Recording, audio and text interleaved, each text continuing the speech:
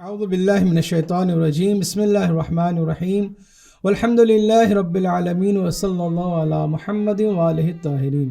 ناظرین محترم، ایک بار پھر سے آپ کا خیر مقدم کرتے ہیں اور نیمہ شعبان حضرت امام زمانہ مسیحا جہاں مہدی دوران سلطان عصر رواں کی ولادت باسعادت کے موقع پر آپ کی خدمت میں حاضر ہوئے ہیں اور اپنے وقت کے امام کی ولادت باسعادت کی عصمت ٹی وی کی پوری ٹیم کی جانب سے مبارکباد پیش کرتے ہیں۔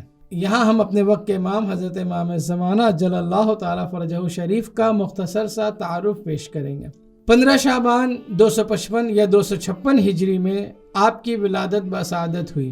حالات کے خراب ہونے کی وجہ سے آپ کی ولادت کو پوشیدہ رکھا گیا اور ولادت کے بعد بھی امام حسن عسکری علیہ السلام نے آپ کو عام طور سے کسی سے ملنے نہیں دیا، بلکہ خاص افراد کو موقع محل دیکھ کر امام کی زیارت کرایا کرتے تھے۔ اس کے بعد 260 ہجری میں امام حسن عسکری علیہ السلام کی شہادت کے بعد امامت کی ذمہ داری آپ کے ذمے میں آئی اور مصلحت خداوندی سے آپ پردہ غیب میں تشریف لے گئے۔ یہاں یہ بات قابل ذکر ہے کہ کیا امام غائب ہے؟ پردہ غیب کا کچھ لوگ معنی یہ کرتے ہیں کہ امام غائب ہے۔ نہیں، ایسا نہیں ہے، بلکہ صرف ہماری نظروں سے اوجھل ہیں۔ اس کو یوں سمجھا جائے کہ جیسے ایک انجان شخص ہمارے شہر ہمارے علاقے میں آتا ہے، سب کی طرح عام لباس پہنتا ہے، عام لوگوں کی طرح رہتا ہے، لوگ اسے جاننے لگتے ہیں، بس اتنا ہی جتنا وہ دیکھ رہے ہیں۔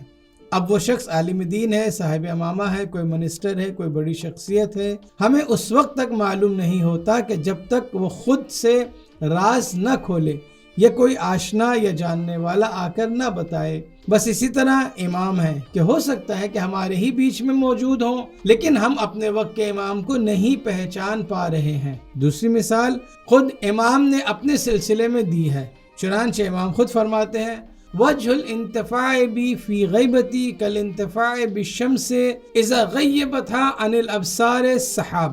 غیبت کے زمانے میں لوگوں کا مجھ سے فیض حاصل کرنا اسی طرح ہے جس طرح سورج کے بادلوں میں چھپ جانے کے بعد بھی دنیا اس سے فیضیاب ہوتی ہے۔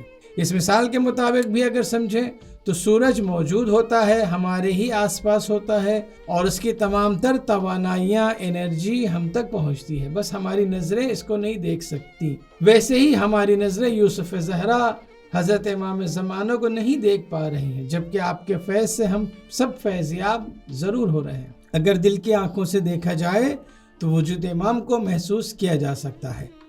اس طرح غیبت امام کا مسئلہ واضح ہے۔ اگرچہ امام ہمارے سامنے نہیں ہے، لیکن ہم سے دور بھی نہیں ہے، بلکہ ہماری حفاظت بھی فرما رہے ہیں، اور یہ پورا نظام کائنات امام وقت ہی کی مرہون منت ہے۔ امام حسین علیہ السلام کی ایک مشہور حدیث ہے کہ اگر زمین پر 2 انسان پائے جائیں تو ضروری ہے کہ ایک حجت خدا ہو، اور اگر ایک ہی انسان رہ جائے تو واجب ہے کہ وہی حجت خدا ہو۔ زمین کبھی بھی حجت خدا کے وجود سے خالی نہیں رہ سکتی۔ میدان کربلا میں امام حسین علیہ السلام کی شہادت کے بعد جب زمین کو زلزلہ آیا تو امام وقت امام سجاد نے زمین پر ہاتھ رکھ کر اسے تھمنے اور ٹھہرنے کا حکم دیا، اور اس طرح زمین اور اہل زمین کی حفاظت فرمائی۔ اسی طریقے سے امام زمانہ خود فرماتے ہیں کہ میں زمین والوں کے لیے امان کا سبب ہوں، یعنی اگر زمین والے حفظ و امان میں ہیں، حفاظت سے رہ رہے ہیں، تو اس کی وجہ حجت خدا مہدی دورہ امام زمانہ کا وجود مقدس ہے۔ ہمارا دیکھنا یا نہ دیکھنا کوئی اہم بات نہیں، ہم تو بہت سی چیزوں کو نہیں دیکھ پاتے ہیں، جس کی مثال بھری پڑی ہے۔ ہم اپنے ارد گرد کی سینکڑوں چیزوں کو نہیں دیکھ پاتے ہیں، لیکن محسوس کر سکتے ہیں۔ ویسے ہی امام کا وجود مقدس ہے، اگرچہ ہم نہیں دیکھ سکتے ہیں، لیکن اسے ہم محسوس ضرور کر سکتے ہیں، اور اس بات کو ماننا ہی پڑے گا کہ پوری دنیا کا نظام امام زمانہ کی مرہون منت ہے۔ امام اس نظام کو سنبھالے ہوئے ہیں۔ یہاں آخر میں ایک ہندو شاعر جناب شری دت شرما صاحب کا ایک شعر یاد آتا ہے کہ کس طرح امام وقت کی امامت کا شکریہ ادا کرتے ہیں۔ وہ فرماتے ہیں سب سے نرالا آپ کا دیکھا طریقہ کار، سب سے نرالا آپ کا دیکھا طریقہ کار، غیبت سے بھی نظام چلانے کا شکریہ۔ خداوند عالم ہم سب کو امام وقت کے سچے منتظرین میں شامل ہونے کی توفیق عطا فرمائے۔ والسلام علیکم ورحمۃ اللہ وبرکاتہ۔ اللہم صل علی محمد وآل محمد